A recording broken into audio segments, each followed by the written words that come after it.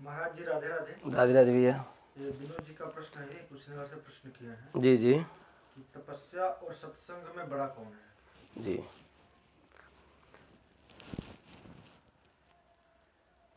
विनोद जी को ये सूचना होना चाहिए कि आप जब सुसागर को पढ़ेंगे, सुसागर में कथा आती है।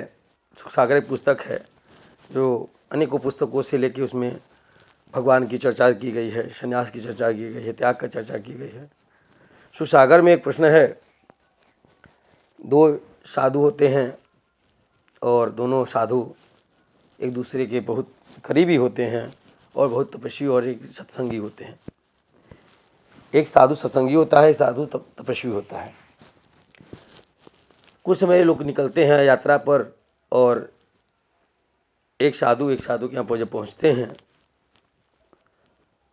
तो उन्होंने कहा कि भाई उनके यहाँ जब वो विदाई में गए तो रात्रि को रुके, भोजन पानी पाए, विश्राम किए, सत्संग हुआ और सत्संग के बारे में उन्होंने बातचीत किया और कहा कि मैं आपको एक क्षण मात्र का सत्संग देता हूँ।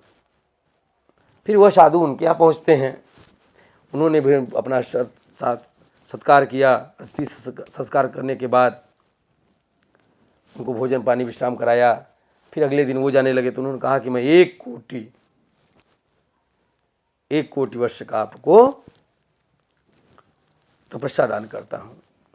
अब इन दोनों में इन्होंने कहा कि हमको एक क्षण मात्र का आपने दिया और सत्संग का फल दिया, और मैं आपको कोटि वर्ष का संकल्प सत्संग का ये तपस्या का फल देता हूँ। अब इन दोनों में ऐसे विवाद कि मैं श्रेष्ठ, मैंने कोटि वर्ष का दिया और आपने क्षण मात्र का दिया, आपके पास इतना ही तपस्या है। अब दोनों में प्रसंग चलने लगी। ऐसे प्रश्न चलते चलते चलते चलते श्री शेष धरती पर कोई ऐसा तपस्वी नहीं था जो सत्संग का और तपस्या का कोई फल निकाल सके। बड़े बड़े विद्वानों के पास, दुर्वासा, वशिष्ठ, विश्वामित्र, नंगीरा जैसे महान संतों के पास भी गया। अब वो चलते चलते कुछ समय चले गए पाताल लोक में श्री शेषनाग जी के पास। शेषनाग जी कहे कि भाई ठीक है, बताएंगे हम। उन्होंने कहा कि भाई सत्संग बढ़ा कि तपस्या बढ़ा। तो उन्होंने कहा कि जो हमको इस पृथ्वी के भार से जितना ही देर स्वतंत्र कर देगा उसका उतना ही बड़ा विषय है। तब तक एक अगला संत जिन्होंने तपस्या कोटि वर्ष का दिया था, उनको अहंकार था, मत था कि मैंने कोटि वर्ष का तपस्या फल दिया। तो उन्होंने जल उठाया और कहा कि मैं फला सन्यासी, फला साधु, फला जो भी उनका नाम रहा हो, और मैं आपको 1 कोटि वर्ष का तपस्या फल प्राप्त देता हूँ, और आप पृथ्वी के भार से 1 सप्ताह के लिए, 1 क्षण के लिए भी आप विस्मृत हो जाइए। पृथ्वी का जब उन्होंने भार हटाने की कोशिश किया, पृथ्वी डगमगाने लगी और प्रलयंकारी दृष्टि में गोचर होने लगी। फिर पृथ्वी को उन्होंने शेषनाग जी धारण किए।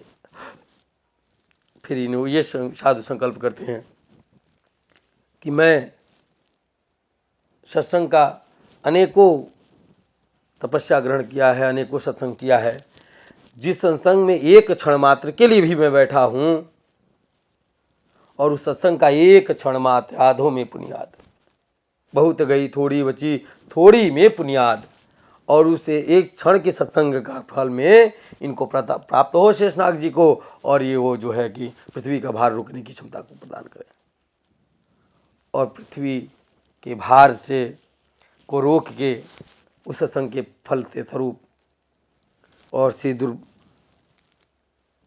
अपनी पीठ को शरणागति करते हैं। सन्यासियों के फन को अपने उतार के श्री शेषनाग जी उनके शरणागति साधुओं का होते हैं और कहते हैं कि हे गुरुदेव, हे महाविभूति, हे साधुओं, आप लोग खुद ही गवाह हैं कि सत्संग का फल बड़ा है और कि तपस्या का फल बड़ा है। ठीक है, तो कोटि जन्मों का तपस्या जो भी है वो 1 सत्संग के 1 क्षण मात्र के भी फल के बराबर नहीं होता है। लेकिन ये भी नहीं है कि तपस्या का कोई फल नहीं है, त्याग का कोई फल नहीं है।